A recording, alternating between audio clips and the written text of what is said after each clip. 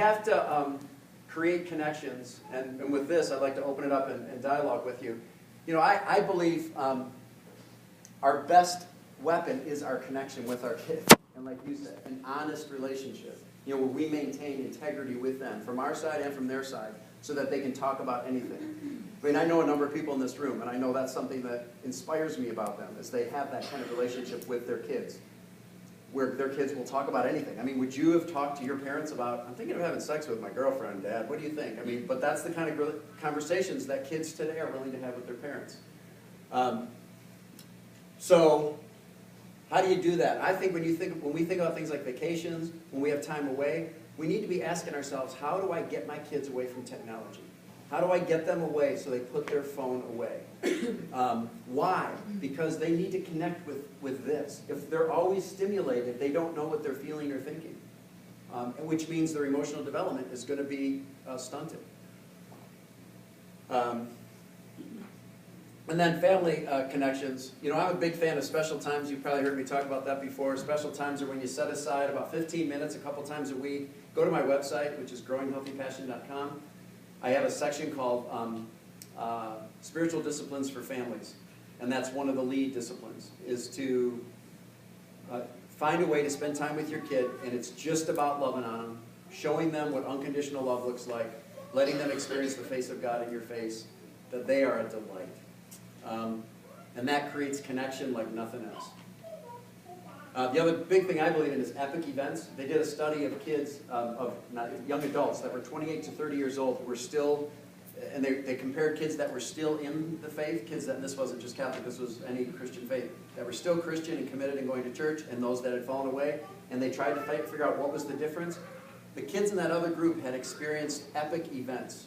And by epic, they mean like a big mission trip, or even like a vacation Bible school that is epic. You know, we do a VBS at our parish that's like epic. We have 500 kids.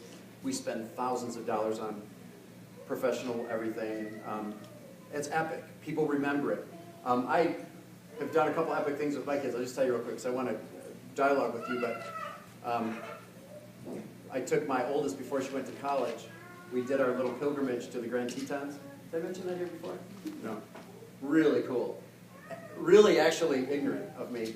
I thought, I called and talked to the guide company that takes you up to the summit, and they said, oh no, you don't need to be an expert climber at all, as long as you're comfortable in the mountains, which we are, because we go to national parks all the time. So anyway, we get there, and you go up to base camp, and then for a day and a half you practice, and your first practice is a cliff, 60 feet straight up. So I'm like, I thought it was going to be like you hook a little thing on your belt to make sure you don't fall down.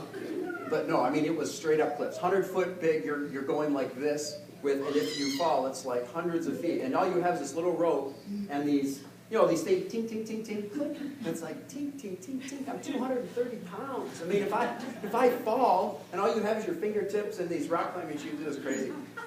But we will never, ever forget that.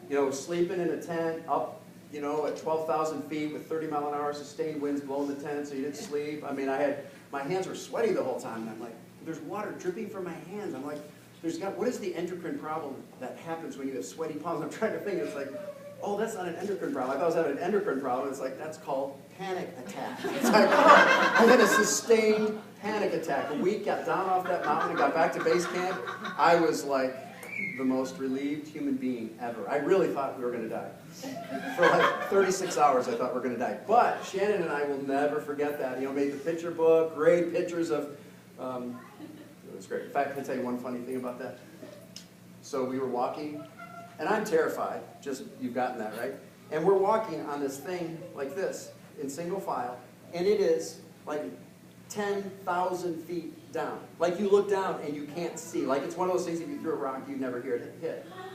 And so I've got my hand, like, like just so that if I fall here and not here. Because like 2 people had died on this trail within 2 weeks of us being there. So I'm like, and I'm walking like this, and he turns around and says, get your hand off that rock. It's like, okay, because he hated me.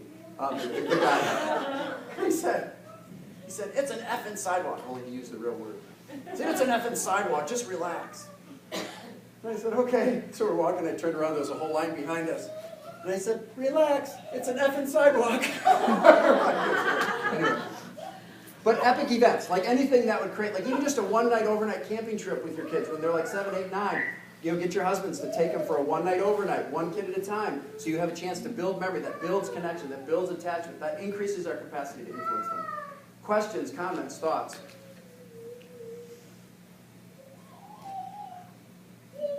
Yes? I love the idea of keeping, and we try to do that, you know, with our oldest who has the phone, is to keeping it on the main floor. But then there's comments, well, I just want to listen to my music while I'm ready. How do you handle that? And then how do you handle, because I did at one point have a really pretty box where I suggested that their friends put their phones in when they walked in the house.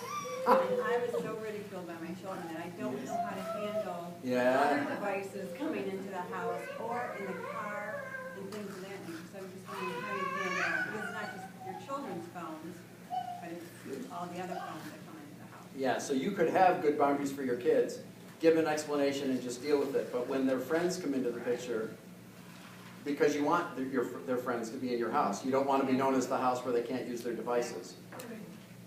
Yeah. Anyone have a thought about that? I mean, I love your box. My thought is, who cares if they think you're that mom? Just be like, too bad, I'm that mom. Come on over. They will. But yeah, but the problem is, we want your kids at your house. Well, we redid our basement, so that before our kids got to high school, even though we couldn't afford it, we did it, and it was great. Our kids, I often wondered if their parents were missing their kids because they were always in our basement.